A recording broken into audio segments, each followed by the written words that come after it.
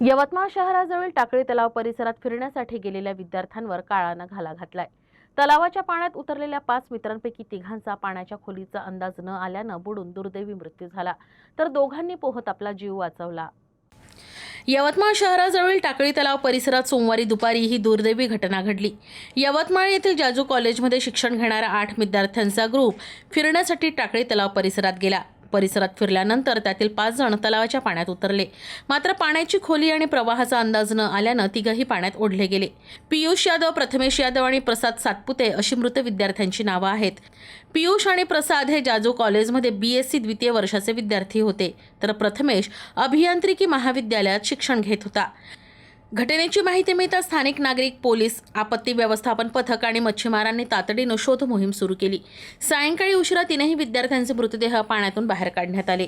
विशेष म्हणजे अवघ्या 4 दिवसांपूर्वीच बोरगाव धरण परिसरात रील्स आणि सेल्फीच्या नादात 2 विद्यार्थिनींचा बुडून मृत्यू झाला होता।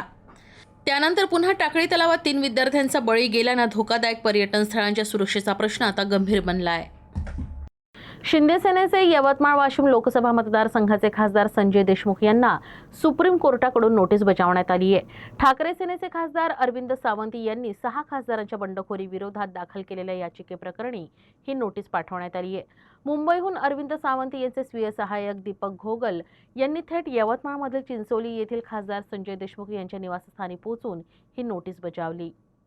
ठाकरे सेनेचे खासदार अरविंद सावंत यांनी शिंदे सेनेत गेल्या 6 खासदारांच्या बंडखोरी विरोधात सुप्रीम कोर्टात याचिका दाखल केली आहे। याचिकेच्या पार्श्वभूमीवर खासदार संजय देशमुख यांना सुप्रीम कोर्टाची नोटीस बजावण्यात आली। मुंबईहून अरविंद सावंत यांचे स्वीय सहाय्यक दीपक घोगल हे यवतमाळमधील चिंचोली येथील खासदार संजय देशमुख यांच्या निवासस्थानी पोहोचले आणि त्यांना नोटीस दिली। यावेळी मुंबईतील पदाधिकाऱ्यांसह यवतमाळचे जिल्हा प्रमुख आणि स्थानिक शिवसेना पदाधिकारी उपस्थित होते। या प्रकरणाची सुनावणी आता 31 ऑगस्ट रोजी होणार आहे। संबंधित बंडखोर खासदार सुनावणीसाठी उपस्थित राहिले नाही तर त्यांच्या अनुपस्थितीतच प्रकरणाची सुनावणी घेतली जाईल, असं स्पष्ट निर्देश नोटीसमध्ये देण्यात आले आहेत। दरम्यान जून महिन्यात यवतमाळ वाशिमचे खासदार संजय देशमुख यांच्यासह 6 खासदारांनी उद्धव ठाकरे यांची साथ सोडत शिंदे सेनेत प्रवेश केला होता। त्यानंतर या खासदारांच्या बंडखोरीचा मुद्दा न्यायालयात पोहोचला आणि आता सुप्रीम कोर्टाच्या नोटीसीमुळे या प्रकरणाला आणखी महत्त्व मिळालं आहे। आम्ही हे नुकतेच 6 बंडखोर खासदार शिवसेना उद्धव बाळासाहेब ठाकरे पक्ष सोडून शिंदे गटामध्ये विलीन झाले, त्यांना लोकसभेचे अध्यक्ष माननीय ओम बिर्ला यांनी मान्यता दिली, ती चुकीची आहे आणि त्याच्या विरोधात आम्ही सर्वोच्च न्यायालयात याचिका दाखल केलेली आहे।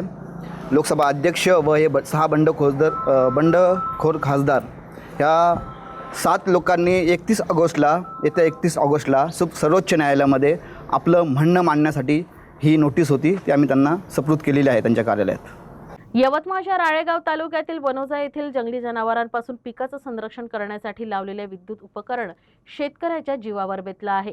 उपकरणाची वायर तपासत असताना विजेचा जोरदार धक्का बसल्यानं 48 वर्षीय शेतकरी मधुकर भालेराव यांचा जागीच मृत्यू झाला।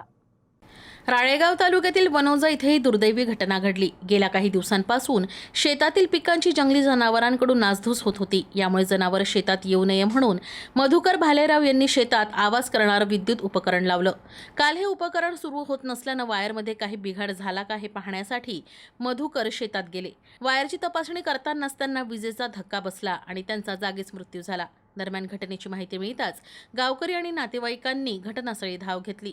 राळेगाव पोलिसांनी पंचनामा करून मृतदेह उत्तरीय तपासणीसाठी ग्रामीण रुग्णालयात पाठवला।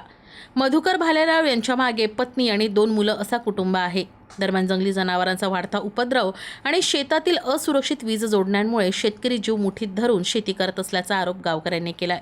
तर वन विभागानं जंगली जनावरांचा बंदोबस्त करावा, तसंच महावितरणनं देखील शेतातील वीज जोडण्यांची सुरक्षा तपासणी करावी अशी मागणी गावकऱ्यांनी केली आहे। यवतमाळमध्ये बंजारा विरासत संघाच्या प्रसारकांची 1 दिवसीय संवाद बैठक उत्साहात पार पडली। वेनेशियन हॉटेलमध्ये झालेल्या बैठकीला महाराष्ट्रातील विविध जिल्ह्यातून 700हून अधिक प्रसारक उपस्थित होते। यावेळी समाजाची माहिती संकलित करण्यासोबतच सोशल मीडियाच्या माध्यमातून जनजागृती करणाऱ्या सदस्यांचा सन्मान करण्यात आला।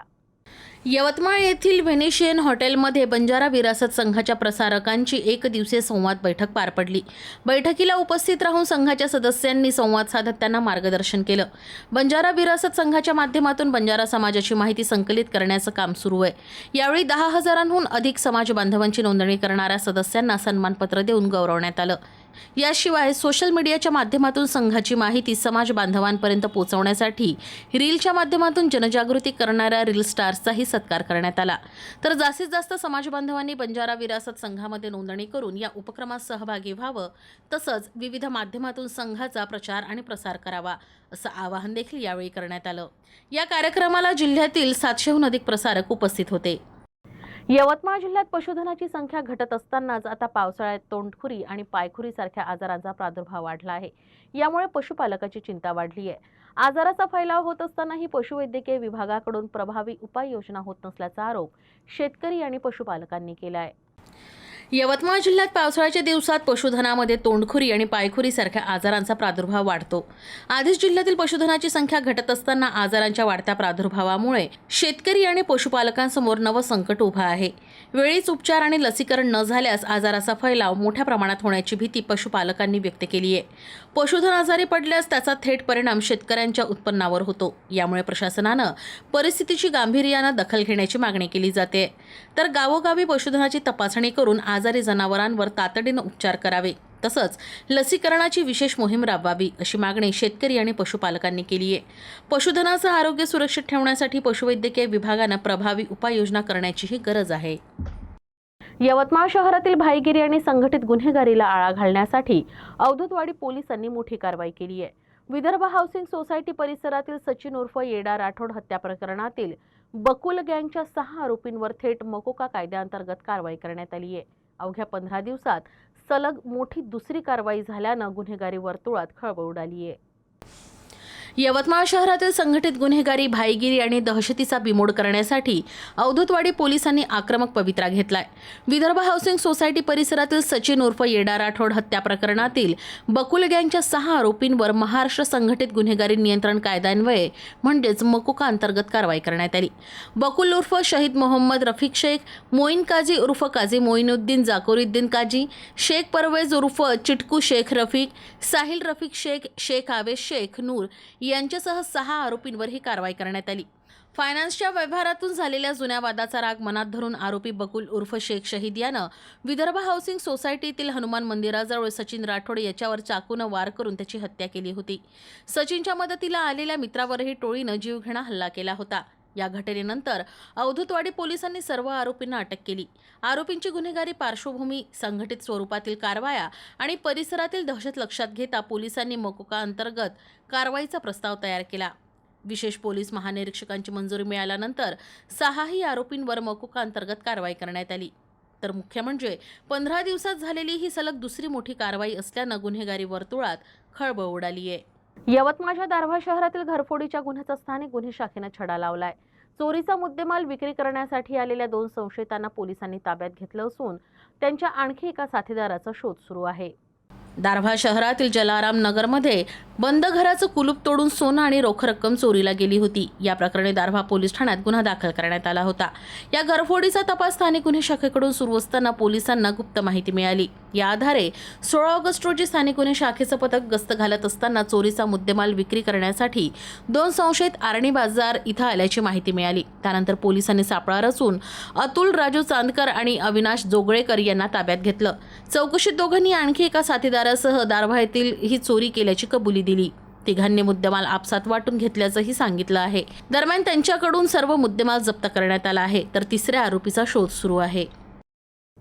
महावॉकेथॉन 2026 वॉक फॉर वॉटर या राज्यव्यापी उपक्रमाला आता बॉलिवूड अभिनेता संजय दत्त यांचीही साथ मिळणार आहे. 21 ऑगस्ट रोजी आयोजित महावॉकेथॉनमध्ये सहभागी होण्यासाठी संजय दत्त यांना निमंत्रण देण्यात आलं होतं आणि त्यांनी हे निमंत्रण स्वीकारत वॉकथॉनमध्ये सहभागी होण्याचं आश्वासन दिलंय.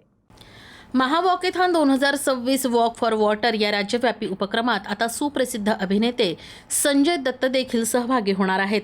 21 ऑगस्ट रोजी आयोजित करण्यात आलेल्या उपक्रमात सहभागी होण्यासाठी त्यांना निमंत्रण देण्यात आलं होतं. संजय दत्त यांनी हे निमंत्रण आनंदाने स्वीकारत महावॉकेथॉनमध्ये सहभागी होण्याचं आश्वासन दिलं. याशिवाय पोहरादेवी येथील भव्य बंजारा विरासत संग्रहालयाबाबतही त्यांच्याशी चर्चा झाली.